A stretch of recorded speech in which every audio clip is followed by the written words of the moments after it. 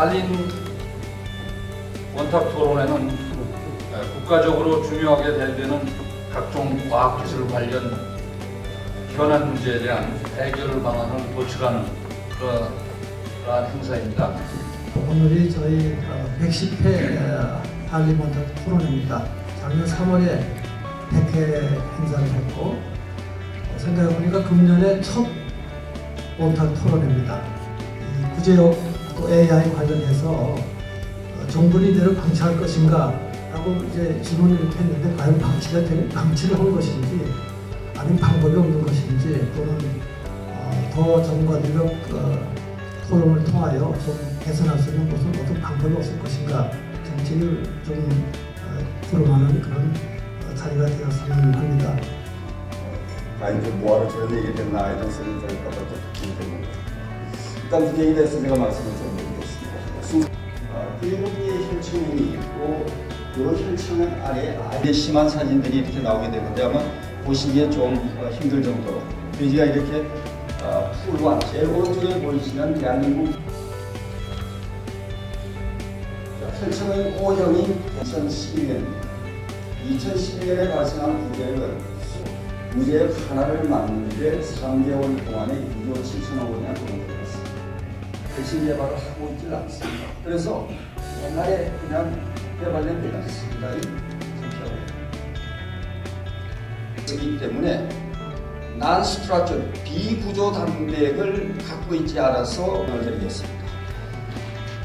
실제 방역 요원들이 구역명 부담을 함께 만드는데 상당히 수박 그달기 시기에 예찰을 하고 있다.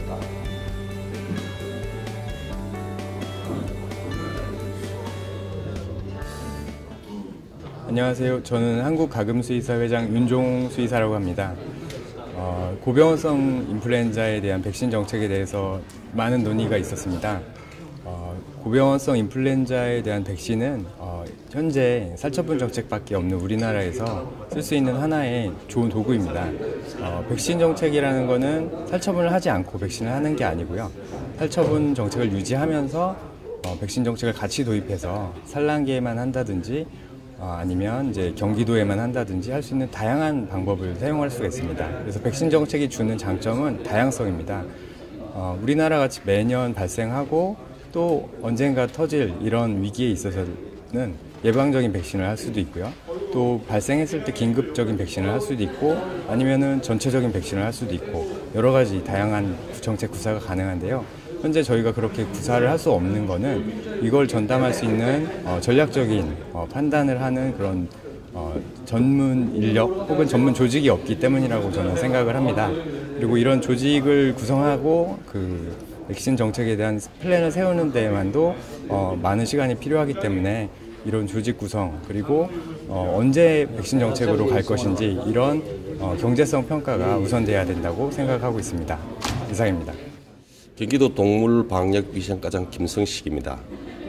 저희들은 돼지 같은 경우는 저희 경기도 같은 경우 35% 정도가 계열화되어 있고 육개 같은 경우는 한 95%가 계열화되어 있습니다. 그런데 저희들이 현장 반영을 해가면서 보니까 계열 주체하고 실제적으로 농가하고 방역이라든지 그런 게 소홀한 부분이 많이 나타났습니다. 그 부분에 대해서는 일단 방역 책임은 계열 주체한테 책임을 좀 지우는 이런 문제들을 저희들이 해결하려고 하고 두 번째로 계열 주체와 농가 간 계약서에서 포정 계약서에서 불공정한 부분이 저희들이 있다고 판단하고 저희 공정경제과에서 이 부분을 집중적으로 지금 검토를 하고 있고 만일 이런 부분이 불공정 조항이 있을 경우 이걸 개선해 나가서 좀 현장에 탄탄한 방향이 될 수 있도록 그렇게 준비를 하고 있다는 말씀을 드리겠습니다.